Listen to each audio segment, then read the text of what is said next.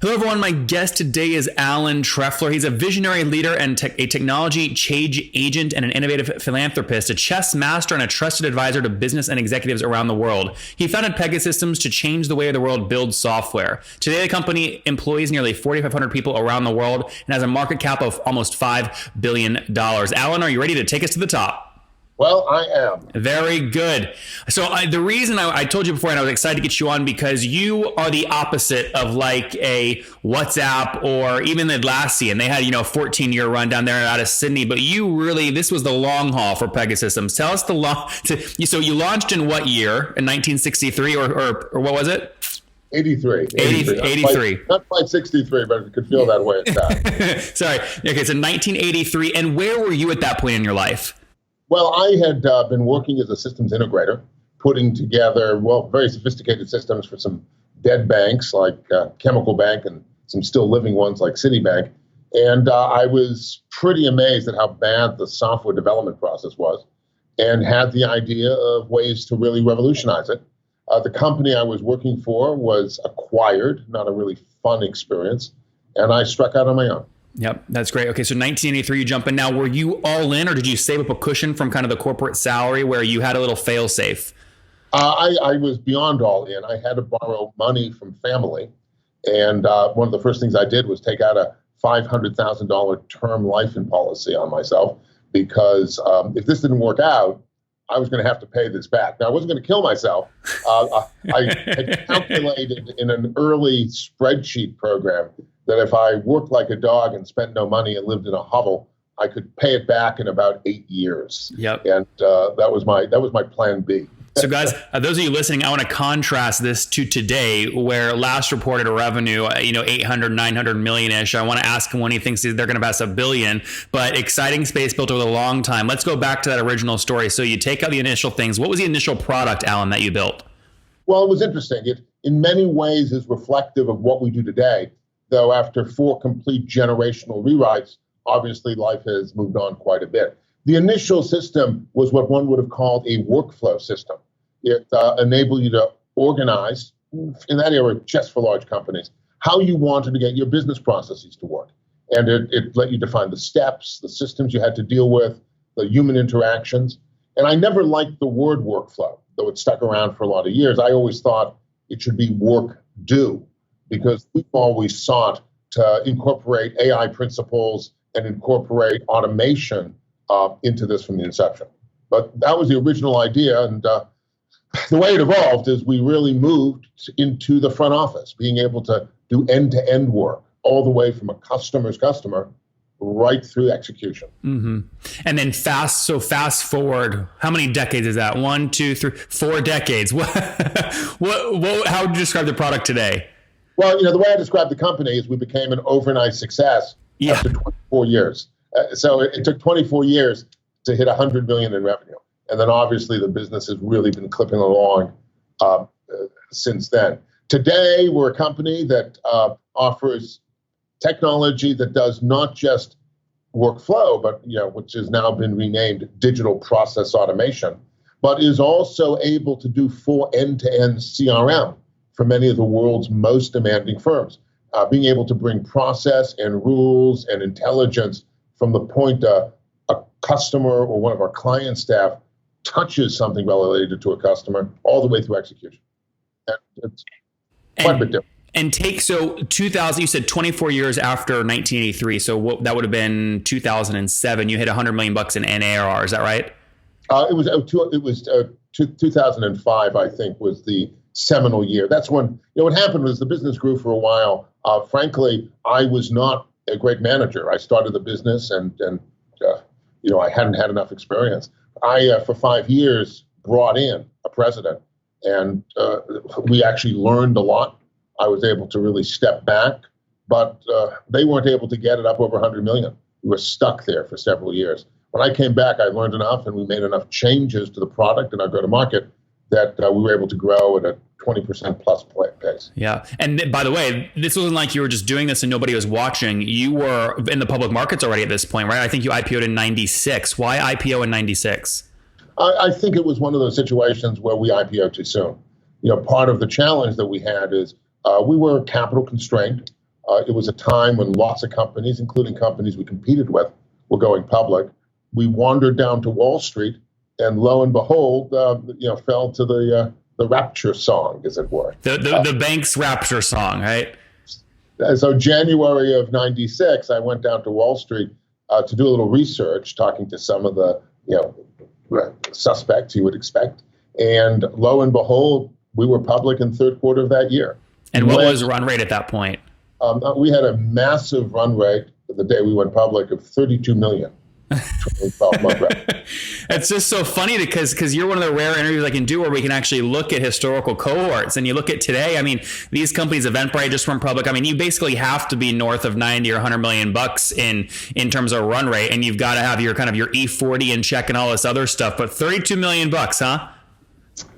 I know it well. And the trouble with that is obviously introducing too much public market money into a firm that's accustomed to bootstrapping entirely and accustomed to a different go-to-market model, led us and gave us the opportunity to frankly waste a lot of it. How much did you raise on day one?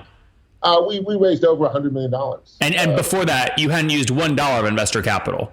No, well, it was all entirely self-funded. Yeah, it was all your life insurance policy. Well, yeah. Okay. And my mother's retirement and other things of that time. Yeah, very good. Okay, so you bring in the other CEO, you stay flat. When did you kind of take back the helm? It was January 2005. Okay, it was 2005. Great. And then basically since then, you said you've been growing about 20% year over year. Mm-hmm. And last reported run rate was what? I think my research, it was like 840, something like that. 847 was last year.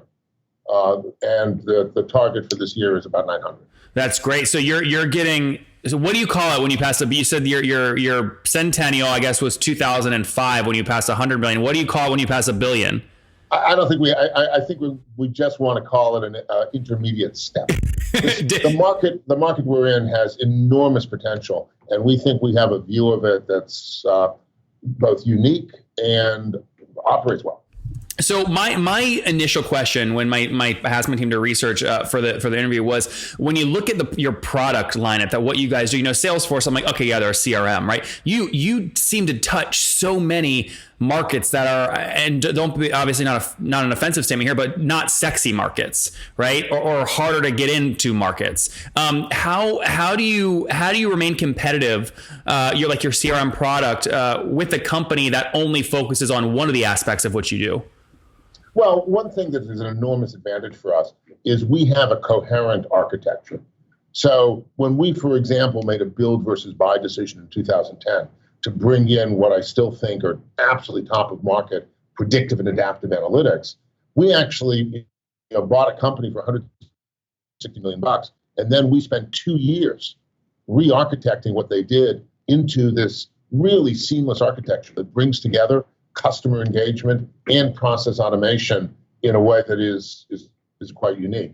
So the mode that we have is by being able to do real things. And you're right, some of those real things aren't as sexy, but I guarantee you all the sexy stuff sooner or later has to get real. And that's where these CRM systems all fall apart. Several years ago, I think Salesforce does the same stuff now. Yeah. Moving into kind of public market world, Bezos is famous for kind of managing at a kind of negative 14% EBITDA margin or something like that. However, when you look at SaaS valuations and you look at kind of the EV to and these kind of multiples, they really decline if you don't, when you add obviously your growth year over year at 20% plus your free cash flow margin, if those two together don't equal somewhere around 40%. So why can a guy like Jeff get away with it, but you can't? Well, I think that their incredible growth rate has powered them, and they were terrific at executing from the very beginning. I'm not trying to get away with that. We think that high-quality companies should grow at a nice pace, and they should throw out positive cash flow, and they should make a little money. So different companies have different goals, and our goal is to be a really responsible firm, both to our customers, which is very, very deep in the culture, and to our shareholders. Mm-hmm. What product lineup, where do you kind of see the space going over the next 6 to 12? I know it's actually a short-term horizon, but next 6 to 12 months. Well, what we see is the continued emergence of organizations wanting to digitally transform. I mean, everybody these days is talking about digital transformation. And to tell you the truth, a lot of that is heavy lifting at scale. And that's why we are so excited about where we are, because our heritage, our being able to do this for sophisticated and complicated organizations is now something we can bring with the cloud to varied and smaller and different companies. Let them get started fast, but letting them know they're not going to run out of runway. Yep. One of the analogies you used back when you were, playing chess was, you lose a lot of games, you learn from your own mistakes, but you said you really ramped up your learning rate when you started kind of a system for learning from other people's mistakes, right? In today's market, kind of public markets, you've seen a lot of companies do a lot of things, and some companies do one thing really well. So what is the kind of the one sentence or the one kind of filter you use to look through to decide what you're not going to be doing? Because again, you're right. You have an infrastructure. You could do anything. Well, part of being successful is not doing everything. And we look to see if what we're doing is true to the idea of our model-based architecture. We have an architecture that you could think of as a CAD/CAM for software itself. It's software that literally writes software by looking at the types of things people want to accomplish. Those types of things fall into certain categories. And so we need to be rigorous about making sure we solve problems like a customer service desktop, problems such as driving a plan of care for a diabetic or somebody who has a chronic condition. Those sorts of workflow and engagement use cases are, to our mind, absolutely critical. And we want to make sure we're aligning what we do with what our software does well and what our customers have been successful with. So what was the last idea you brought to the executive team or the executive team brought to you, where initially it sounded like a great idea, but after a quick debate, you said, no, we can't do this? Well, I think there's been a number of ideas around IoT that are both very interesting ideas, but I think there's a question about timing as much as there is a question about capability. A lot of folks running in that area. Now, ironically and interestingly, we have software that does IoT. For example, for GM OnStar. If a GM car hits a tree, it calls a Pegasystem. But whether that's a business whose time is come. Oh, that's cool, by the way. That process flow is built on top of Pega? Yep, absolutely. Oh, wow. Now, you see, it's interesting. When we talk about doing what you do well, we're not the software on the car. Yep. Right? A lot of software on the car. That's not us. That wouldn't be a good use case for what Pega does. However, we are entirely the software that figures out, do you call 911? What do? Do you call the person back? All of that type of process control and work management, perfect for what we do. And hooked into a real-time transaction system, also something we do terrifically well. But doing stuff, for example, IoT distributed on the edge across the shop floor, it's a good idea. It's going to happen. A lot of companies are in it. Don't see any of them making any money. I don't see that market coming together soon. So being able to be selective about ideas like that, I think is very important and a little hard because they are sexy. Yep. Now, as you drive to this 20% kind of growth target year over year, is most of this coming from expansion revenue across the customer base you already have, or is it really coming from brand new customers getting introduced to the platform? So part of a big change we implemented 3 or 4 years ago was we decided to open the aperture on our clients. We historically only dealt in certain industries to the Fortune 300. Now, today, we've, through the use of the cloud, but also through simplification of our software itself, we've now made it much easier for the software to be used. And we have areas like government, for instance, where we have massive use cases as they're trying to modernize themselves, because most government systems around the world are actually pretty ugly. Or whole new markets that we're going into with recent customers like Google, for instance. Yep. Interesting. And then a last question here related to kind of cash and cash management tied back to product ideas. Is there anything that you see over the next kind of 12 to 24 months where you would totally be willing to hit your bottom, whatever your bottom line margin is to make an investment in the future and then, obviously have to go up on your next earnings call and defend it? Well, I think that so a couple of things. One, I think we've gotten a reputation over the years as being a prudent company. So if we did have to go and really hit something hard, I'd like to believe that we get some credit and you have some buffer here for your decades of experience, right? Decades of experience and hopefully a good rational persona. Yeah. The thing that we are investing in is growth. We think that our sales force needs to be meaningfully larger. We think we need to do a better job at how we market. We're not a company that historically was very visible. And we have been, and I expect we'll continue to invest in that, even though the payback on those things typically takes a little while to come. Yeah. How long typically? I mean, are you talking about when you hire 100 new salespeople, it takes them 7 months to actually get ramped up to quota, that kind of thing? Well, in our business, given we're selling mission critical capabilities in a lot of cases, it can take double that. Yeah. Yeah. Interesting. Very interesting. Okay. What about build versus buy decisions, right? So you just mentioned a big acquisition you did a couple of years ago. Any big north of $100 million acquisitions you see coming up for you in the next 1 to 2 years? And if so, what kind of spaces might those be in? Well, there's lots of capabilities around things like natural language processing that, for example, we've both bought and built in conjunction. We do look all the time at technologies, particularly. I'm not as much of a fan of buying customer bases, because usually when you buy a customer base, you just give yourself a lot of confusion in terms of which software you're going to offer there. But our product now is really very robust and complete. I don't see the need for any major acquisition. We look at stuff and we'll do something if it makes sense. But right now, we really need to get it out there and be selling it. Yep. I lied here. Last question. Voice tech. There's a lot of these physical devices coming into the home, the living room. There's a lot of kind of voice, and there's a lot of open source things for voice because people don't want to build a skill on top of Alexa or things like that. Do you have a stake in the voice game yet? And if so, how do you see that maturing over the next 2-3 years? So the way I look at things like voice and something that we've done, you can see it on our website, is to be able to link in to Alexa and to Google Home, right, or to Siri. So we see our job as bringing intelligence to voice, much as we run in some large commercial contact centers behind the voice response unit, some of which are really quite capable of offering personalized messages. We do something called call deflection. If you call in and we can figure out why you're calling, even by just knowing the number you're calling from, we can tell you, yeah, we received your payment. Or yes, that charge, it was removed from your statement. Being able to do things like that can actually improve service. We do have live chatbot interaction available, though, with, for example, Alexa. Mm-hmm. Yeah. Also, if your system can do the call kind of deflection, there is obviously way cheaper than a human having to answer and do it themselves, right? And friendlier than having somebody wait in a queue. Yeah, way friendlier. Nothing more frustrating. All right, Alan, let's wrap up with the famous 5 here. Number 1, last business book you read. So the last book I read that I think qualifies as really influencing my business is one I just finished recently called Sapiens, which, as in Homo sapiens, is actually about how culture evolved in the world. And I actually found a lot of it to be relevant to business and very interesting. Yep. Number 2, is there a CEO, preferably one that's not in the news a lot, that you're following or studying?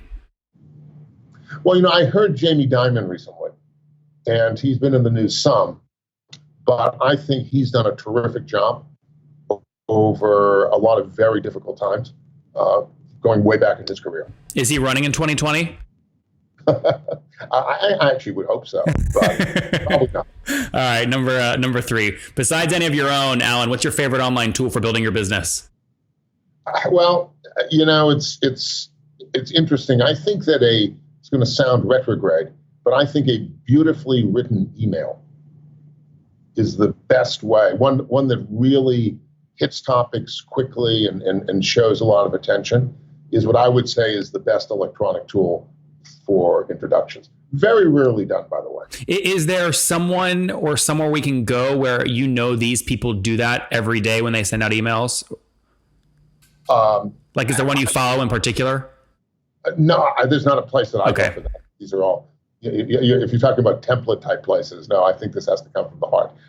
I'm sorry, I'm talking about, are you meaning like when the New York Times sends a mass email out about a story, the way they might format it? Or you're talking about personal one-on-one introductions, how the introduction's teed up via email? The latter. Oh, I see. Okay, I misunderstood you. Very good. Number 4, how many hours of sleep are you getting every night? I'd like to get more, but I probably get about 6.5. Yeah, not horrible. And what's your situation? Married, single, kiddos? I've celebrated my 26th wedding anniversary. Wow. With a woman who I met on a business trip. That's great. And any kiddos? No, just 4 dogs. No, holy mackerel. Well, they each kind of half points. So that's 2 children. All right. No kiddos. And Alan, how old are you? I'm 62. 62. Last question. Take us back 42 years. What do you wish your 20-year-old self knew? There'd be a lot, but I think the things that I knew then but have learned since is how much work it is and how much persistence it takes to really be able to see something through. It's easy to become impatient, and I would have counseled myself not to be. Guys, stay patient, and boy, has he done it. Founded in 1983. Actually, this was maybe an impatient move. 1996 IPOing, maybe a little early, raising north of $100 million on day one, and going, oh my gosh, we now have investors. What do we do here? They're doing about $32 million run rate then. Fast forward a couple years into 2000, hired an external CEO to try and drive more growth. Didn't work out so well. So eventually took back the helm in 2010, made a big acquisition to develop out a system that more fully integrated their customer engagement and process automation platform. They're today doing north of $847 million in run rate, targeting about $900 million. Again, focusing and just staying home on what they know well, which is, again, these enterprise accounts, customer engagement, process automation. Alan, thank you so much for taking us to the top. Thank you, Nathan.